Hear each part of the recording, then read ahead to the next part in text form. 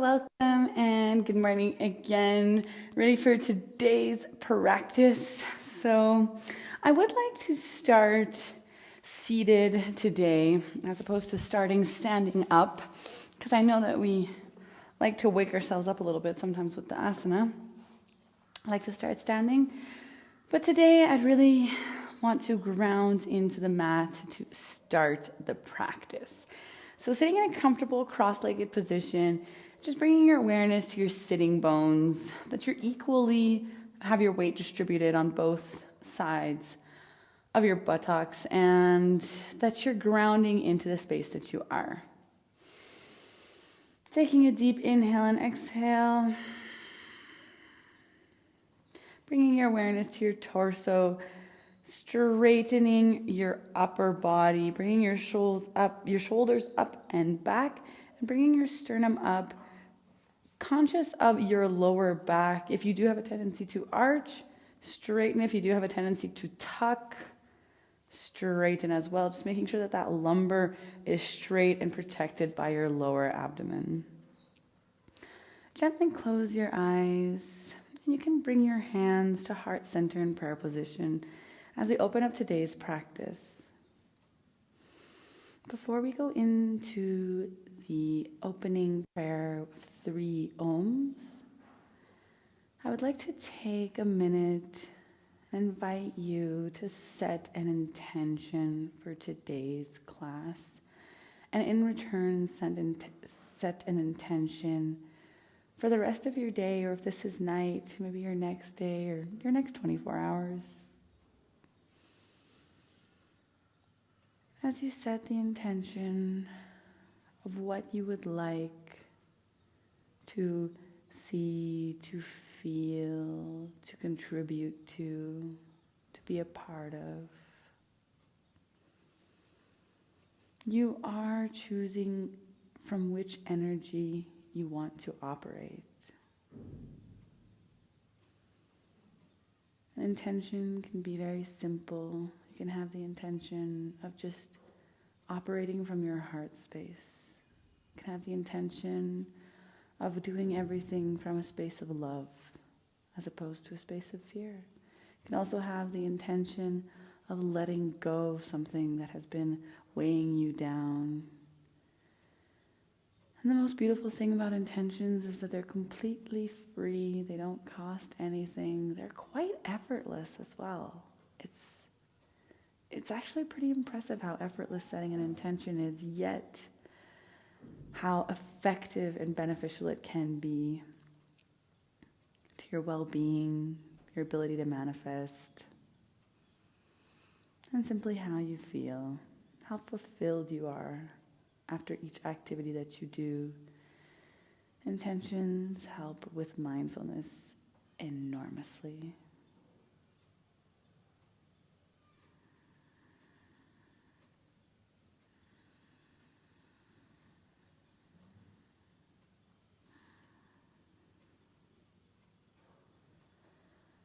Now, if you set your intention, inhale deeply to start the opening prayer of 3 ohms.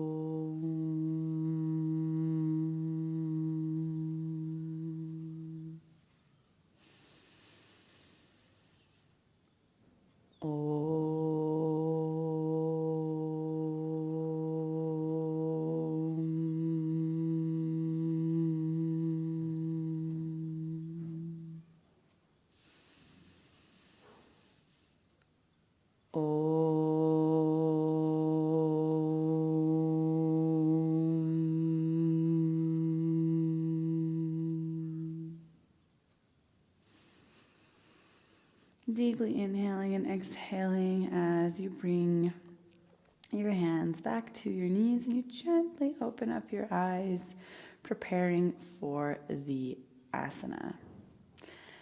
As we are seated, I want to invite you to take a deep breath, bringing your arms up, expanding the torso, and then exhaling, bending forward on your cross-legged position. Now, depending on your flexibility, you might have your hands closer to your knees. The goal is to not curve the back over. We want to keep the shoulders rotating inwards as if we were in a downward dog, and be pushing away from the floor here as well to create a stretch in the back. And then you can, of course, let your neck down. So this is a really good way here to practice your distances and your rotations in your arms for downward dog. So if you're going like this here and your scapulas are rolling into each other and they're touching, creating that pinching in your upper back there, this is a great time to practice how to push the chest up. Here, pushing the chest up and having those shoulders rotating and the elbows as well rotating in. So it's almost as if the exaggerated move is to bring the eyes of your elbows completely up. Obviously, this is too much, but this will help you guide you in the movement. So if you're here, pushing back, pushing away from the floor, always keeping the scapulas away from each other, and then rotating the eyes of the elbows towards each other so that they are looking at each other here.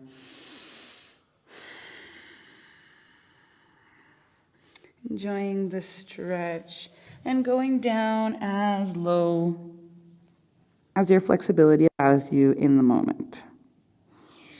Inhale, slowly coming back up into your neutral spine. Once again, inhale, arms are up, and always bringing that awareness to where your shoulders are in proportion to your ears. Do you have this same stable, strong torso? Are your scapulas, when you lift them up, are they once again going back to each other? Are they going forward? Bring your awareness to your arms, keeping that space in between your shoulders and your ears. And as you exhale, placing your palms to the side of your body and slowly moving in to tabletop position. Tabletop position, again, the scapula is here, the arms here. It's always the same thing. I just want to bring your attention to how the movement might seem difficult, but it's always the same thing. So if you're here, again, this is just like in downward dog, just like we did, pushing up your chest. So it's really as if you want to imagine your heart center, someone pushing your heart center, or yourself, or a string pulling your heart center up so that your scapulas are away from each other. You're protecting the joints of your shoulder. The only 360 joint we got to keep it good, right? So making sure that your hands are firmly placed underneath your shoulders, and you have your weight, all of your strength equally into your hand, onto the palm of your hand, and into all of your fingertips, avoiding putting too much pressure on your wrists. So we're doing a lot of detailed alignment in these poses today, and this as applies for every time you do a pose. Downward dog, anytime that your hands are firmly on the ground, imagine that you are pushing into your whole entire hand. The place where you want to have your weight is all here, all here, all here, all here. So just don't put the weight here. This is where a lot of injuries happen. And as your knees are directly underneath your hips, your back is straight. Your arms, the elbows of your arms are facing each other. You have a strong tabletop. Inhale and look up, arching your back. And exhale, curving in for cat and cow. So this is the cat position as you inhale. Coming up to cow. And exhaling once again. And keeping your focus on how your head is moving, is leading the movement. As you inhale, the first thing to come is your head. And the last thing as well. And as you exhale again, your head, your nose starts creating that half circle. Kind of if you had like a laser beam out of it. As you turn in. And when your head is guiding the movement, as you inhale and exhale, you will notice that your spine automatically follows, and you can only bring your awareness to your head and just focus on that. Inhaling back to a neutral tabletop, making sure once again that you have hip distance for your knees, shoulder distance for your hands. Weight is equally distributed onto your hands. Shoulders are strong. Eyes of the elbows are turned towards each other. And in this position, you can get your perfect downward dog. Obviously, there's no such thing as a perfect downward dog. We don't need to make a perfect downward dog. So as you tuck in your toes, visualize that you want to keep the exact same position. You actually want to not move any part of your body, except you want to bring your heels to the mat. So if you focus on keeping your back and your body in the exact same, your shoulders, everything, in the exact same position, you focus on putting your heels to the ground as you inhale and exhale. You will be able to get into the distance of the downward dog that's perfect for your body. And you also technically already have your shoulders, scapula, neck, and everything in the right space. Now, of course, if your heels can't reach the ground, that movement would be the same, but you would just stop about here, right? Wherever you are comfortable. Now, if your feet do touch the ground, try as much as possible to engage your arches, lifting the arches of your feet, giving that same rotation that we are creating when we are doing samastiti. Focusing on that tripod of your foot, the mount of your feet as you push away from the ground, bringing your bum up as much as possible. If your knees are bent due to a little bit of tightness in your hamstrings, always try to focus on your alignment, even if your feet are not on the ground. So try to visualize your knees pointing directly to the front. If they're going a little bit out or a little bit in, bring them in and solidify them, straighten them there as you push away from the ground. And if you're ever going like this, your scapulas are falling together, visualize again that heart center being pushed up, and then look up. And as you visualize your heart center being pushed up and you look up in this position, then it is inevitable. Your back will become straight, and then you just slowly lower down your neck. And from here, coming back to tabletop in a neutral position. Once again, inhaling for cat and cow. Letting your head guide the movement as you exhale. Inhale and exhale. Inhaling back to a neutral position, either bringing your knees together or just moving your body to the side, coming back to your seated position. For pranayama today, you can, of course, always sit in thunderbolt pose or in your comfortable cross-legged position.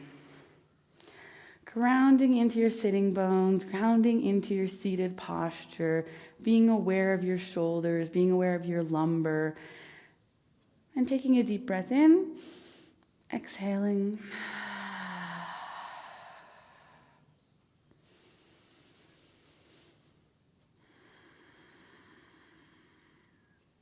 For today's practice, we will be using the alternate nostril breathing. I hope by now it's one of your favorites. If you haven't been practicing it outside of these courses, outside of these classes, please do so anytime that you're just doing anything. You've got 2 minutes. Of course, if you're alone, it's better. If you're in public, it might be weird, but whatever. So grounding into your deep belly breathing and preparing your mudra. Your left hand, I suggest to have your thumb and index touching, so your 3 fingers are pointing directly out. It's kind of like that classical mudra.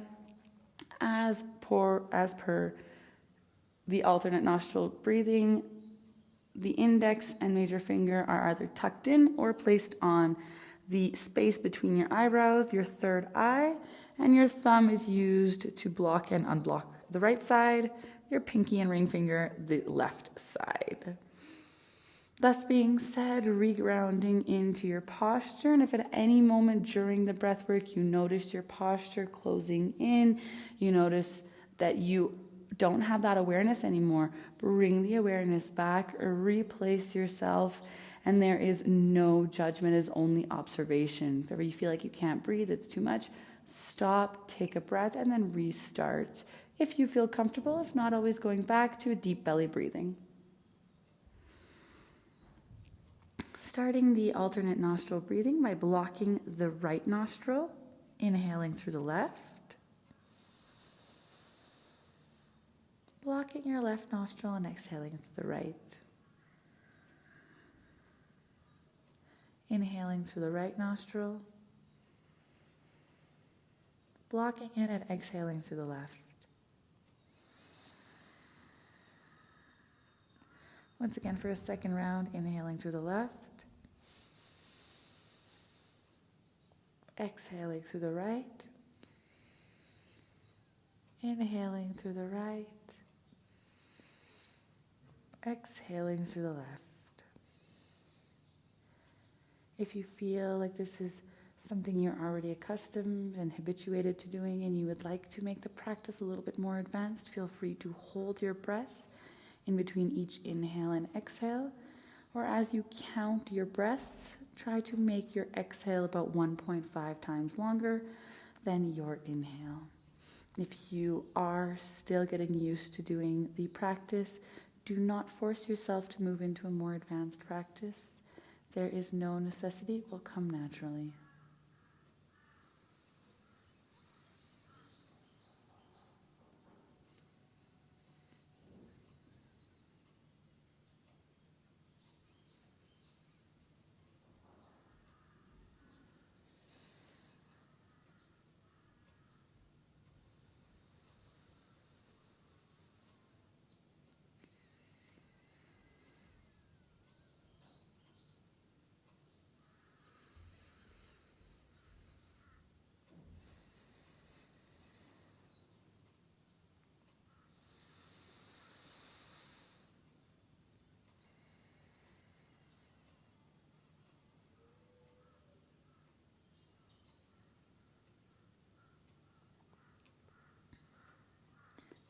Thoughts are coming up as you're practicing, grounding back into your intention that you set at the beginning of the class and bringing your focus and awareness to that intention.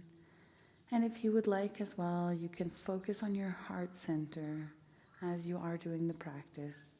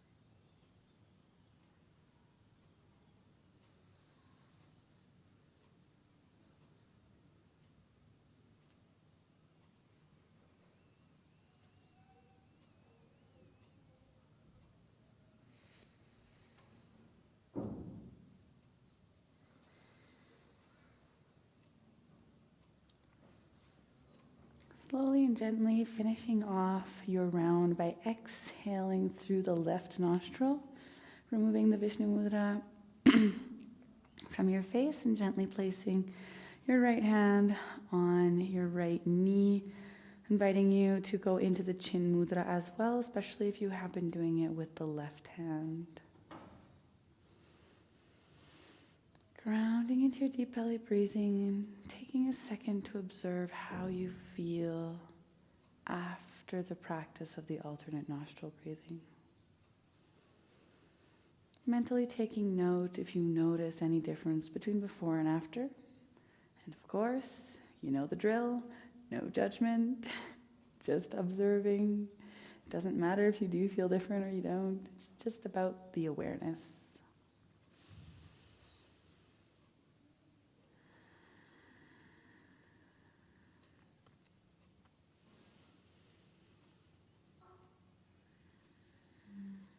For today's meditation, I invite you to ponder on a truth that may or may not resonate for you. If we lead from a basic comprehension that your perception creates your experience, such as taught in many Eastern cultures, Buddhism is one. Departing from this principle, perception creates your experience.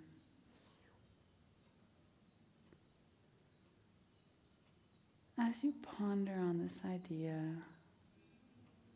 bring your awareness into your body. Bring your awareness to where you're seated, to your legs, your stomach, your arms, and ask yourself the question, does my perception create my experience?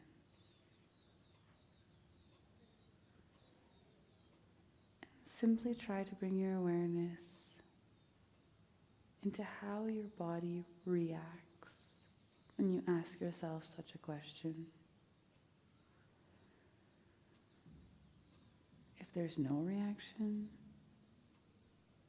if there is a feeling of energy going upwards, energy going downwards, simply observing.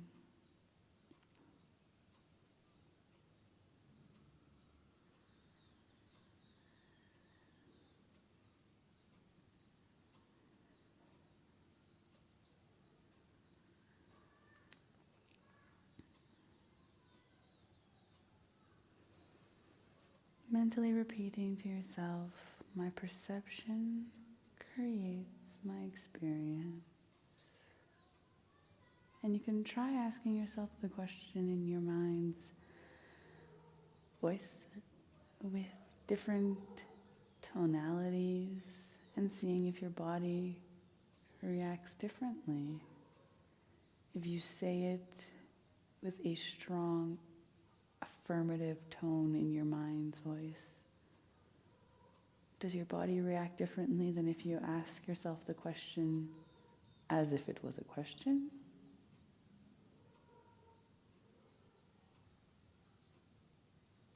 Simply noticing and observing.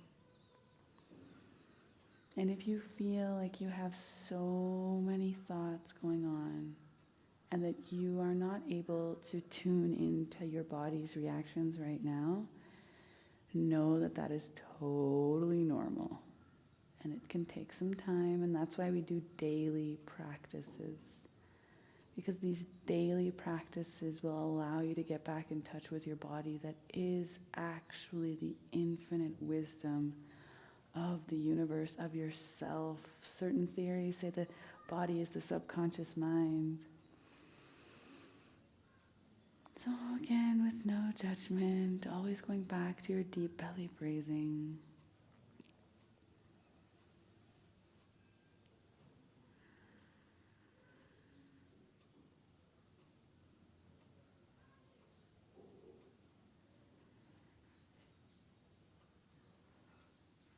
close off the meditation, I would like to bring this questioning one step further.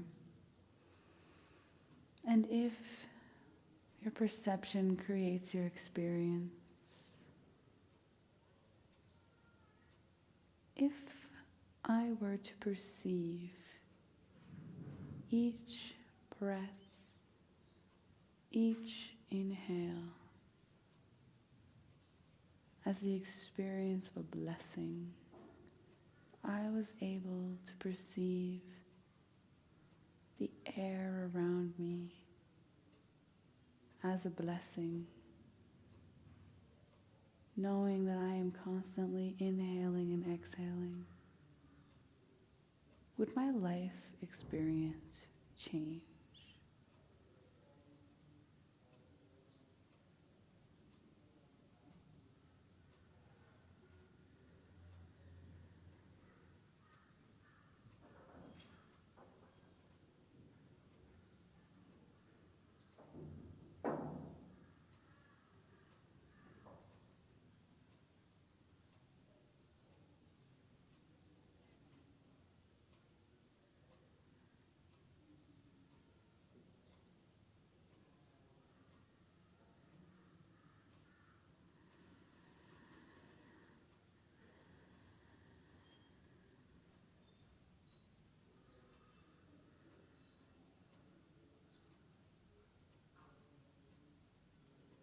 Slowly bringing your awareness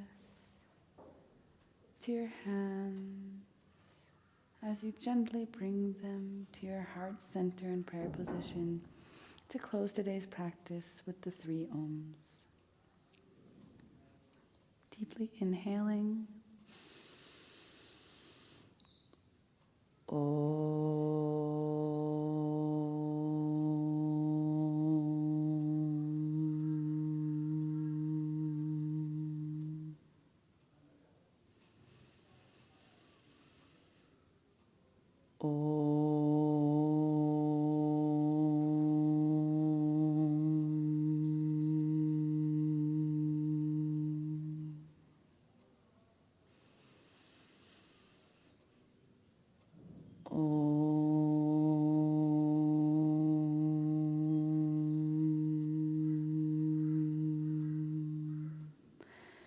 Shanti, Shanti, Shanti.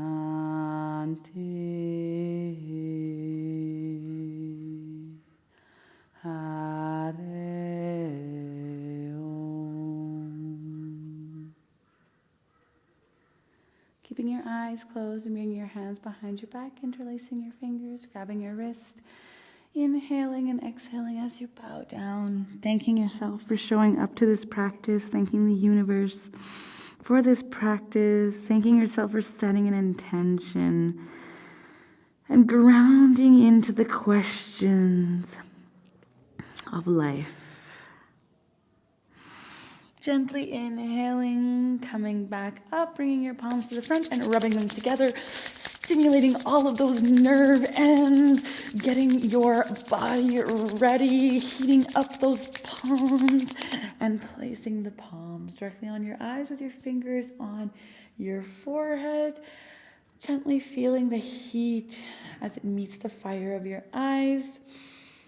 And slowly opening up your eyes inside the palms of your hands as you gently remove your palms, slowly bringing light back to your vision and coming back to the room now that you have done your practice for the day. Always feel free to continue more practice after. This is like the kind of minimum habit you want to be keeping with the 20 minutes a day. So let me know how you liked the meditation today. What was your intention? I'm really curious to know. Thank you guys so much.